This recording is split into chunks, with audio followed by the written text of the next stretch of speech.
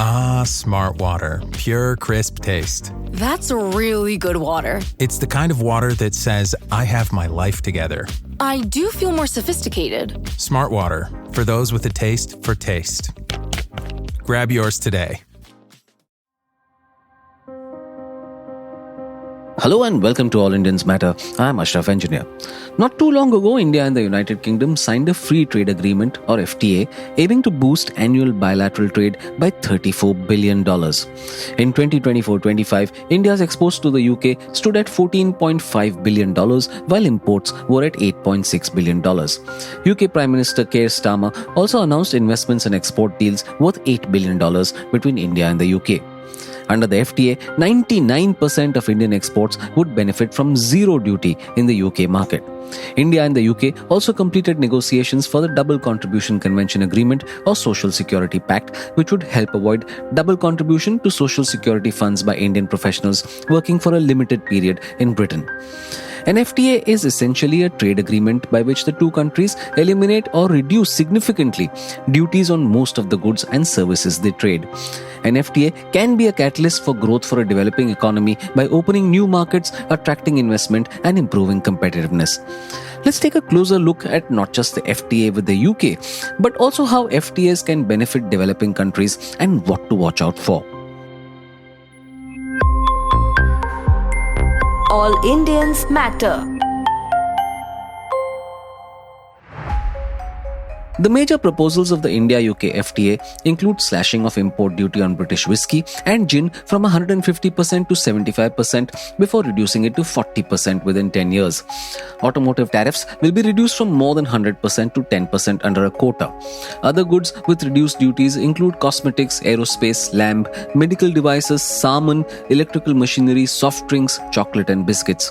The FTA is expected to open export opportunities for Indian labor-intensive sectors such as textiles, marine products, leather, footwear, sports goods, toys, gems and jewelry, engineering goods, automobile parts and engines, and organic chemicals.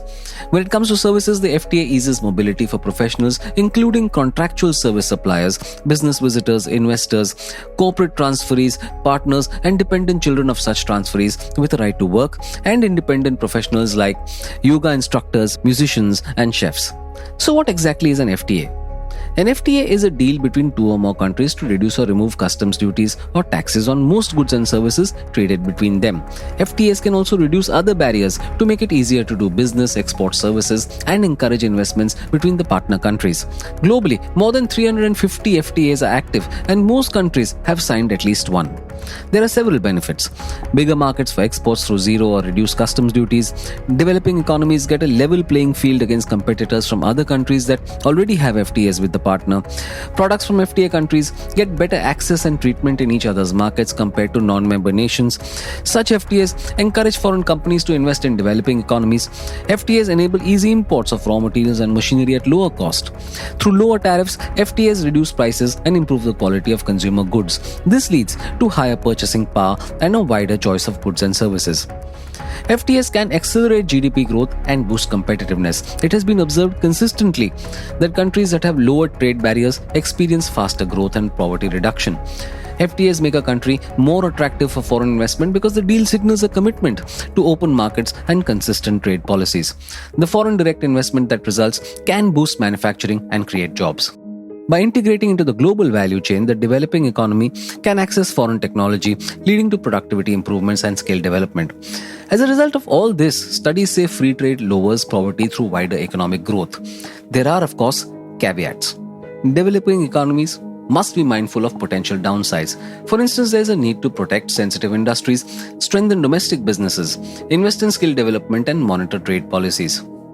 Small farmers and cottage industries, for instance, are vulnerable to foreign competition and they need cover. The benefits of any FTA are best realized when accompanied by strong domestic policies, such as infrastructure development, education and support for small businesses to ensure inclusive and sustainable gains. Otherwise, benefits may concentrate in just a few regions or among large firms, increasing inequality, and compliance costs can be tough on small businesses. If at all imports grow faster than exports, then the trade deficit would widen. However, that is unlikely to be the case with the India-UK FTA. Let's talk about the economic projections related to the FTA. The UK estimates that the FTA will increase its GDP by $6.4 billion annually and double Indian exports to the UK. As of now, more than 1,000 Indian firms operate in the UK, employing more than 1 lakh people and investing $20 billion. The UK in turn is the 6th largest foreign investor in India, having invested $36 billion. We've talked a lot about what India will gain from the FTA, but what about the UK?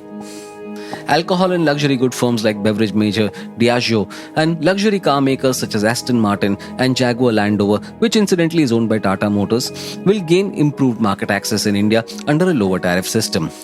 UK companies can now also bid on Indian federal government tenders worth over 200 crore rupees in non-sensitive sectors.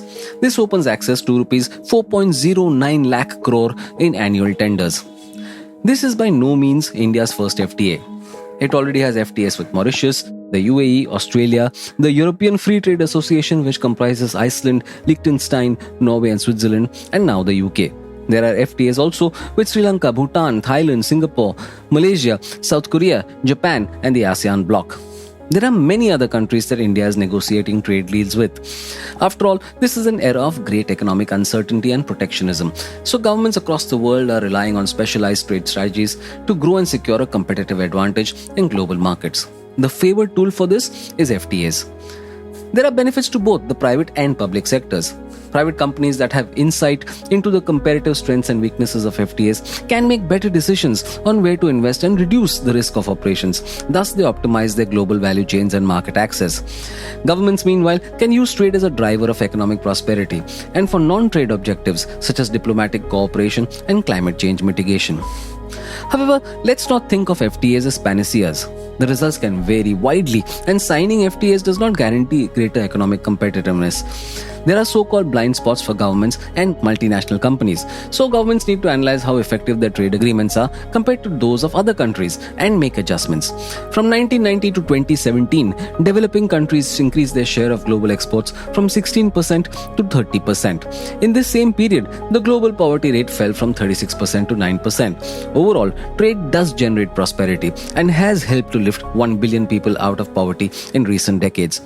Trade has many benefits. It leads to faster growth. Countries that are part of global value chains can specialize in making a single component such as computer chips, much like Taiwan has done. It can increase access to mission-critical technologies to reduce greenhouse gas emissions, solar panels, wind turbines, and drought-resistant seeds.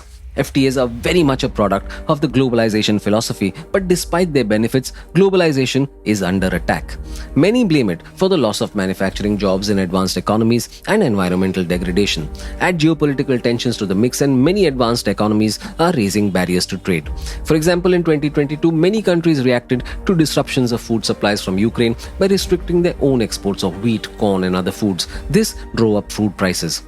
The World Bank estimates that a drop in investor confidence due to trade tensions could push 30 million to 50 million people into poverty by 2030, depending on how severe the protectionist policies are.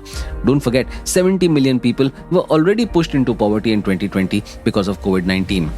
For now, trade restrictions affect a small portion of global trade and there remain tremendous gains from broader regional agreements. For example, the African Continental Free Trade Area has the potential to lift 50 million people out of extreme poverty by 2035. Trade is good for everyone. Not only does it lead to prosperity, it leads to a more secure world. Trading partners are far less likely to indulge in armed conflict due to the mutual harm to their economies. Instead, they have every incentive to thrash things out at the negotiating table. Governments have a duty to improve the lot of their people. FTAs aren't a silver bullet, but they are certainly part of the larger puzzle.